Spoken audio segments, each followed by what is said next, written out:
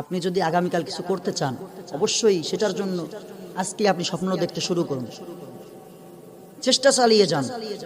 বসে থাকবেন না যে স্বপ্নটা তো দেখেছি, আগামীকাল করব, তাহলে আপনি পিছিয়ে যাবেন। আগামীকাল দেখবেন ওটা করতে পারবেন না, কারণ আগামীকাল আপনার মন বলবে এটা আর একদিন পরে করি, আগামীকাল করি। আগামীকাল যখন আসবে তখন আবার বলবেন আগামীকাল করি।